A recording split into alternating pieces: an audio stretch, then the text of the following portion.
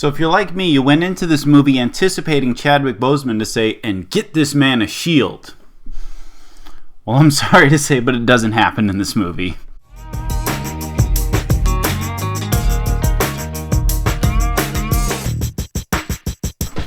"21 Bridges" is directed by Brian Kirk and stars Chadwick Boseman, Sienna Miller, and J.K. Simmons.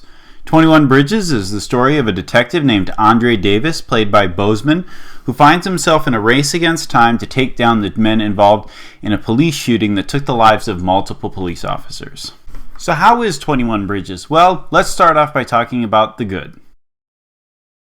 So the first positive I take away from 21 Bridges is the performances, particularly Boseman and Simmons. Chadwick Boseman plays a brilliant detective. When you watch Boseman on screen, you really buy into his performance. He plays a seasoned veteran with incredible attention to detail.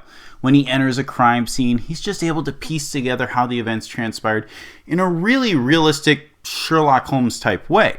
And I love that. In addition, J.K. Simmons' performance was exactly what you expect. And I mean that in a good way. J.K. Simmons is a phenomenal actor, and in recent years, he's been the go-to actor for police roles. From Justice League to Patriots Day to 21 Bridges, he's been the man for the job, and he does not disappoint in this movie. In addition to the actors' performances, I really liked how this movie was shot, particularly the action sequences.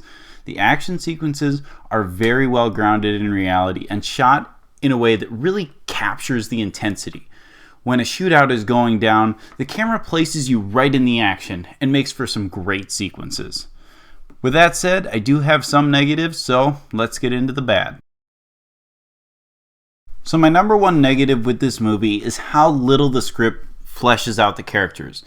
For instance, the script sets up Boseman's character Andre as the son of an officer who was killed in the line of duty within the first 2 minutes of the movie.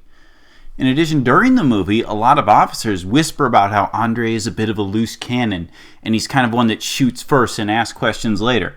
But neither of these character elements are ever explored to give Andre's character any additional depth. This also reigns true with the two criminals that the cops are after.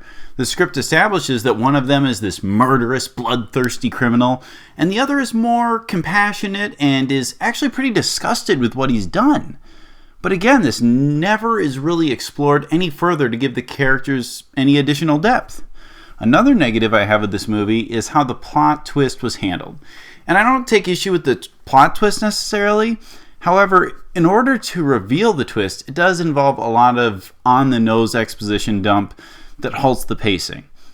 And one last negative, and I'd say it's a bit more of a nitpick. At the end of the movie, and I'm going to try to be as specific as I can without spoiling, so bear with me, but as I said, Andre is established as this brilliant detective, and at the end of the movie, I really thought he was going to pull a classic detective move, but he doesn't, and it had me wondering, why not? It just seemed like such an obvious choice, but for whatever reason, he doesn't do it. Overall, 21 Bridges is a good time. It's a fun, nighttime, race against the clock, cat and mouse kind of movie. It reminded me a lot of the movie Run All Night with Liam Neeson and Ed Harris. And if you enjoyed this movie, you're probably going to enjoy 21 Bridges. I'm going to give 21 Bridges a B+. Thank you so much for watching. Please leave a like. And if you've seen 21 Bridges, what did you think of it? Let me know in the comments section. Please subscribe and hit that notification bell to keep yourself updated on future content. Also, my buddy Jeremy from the Daily Rotation saw this movie, and he has his review up. I put a link down in the description. Please go and check it out.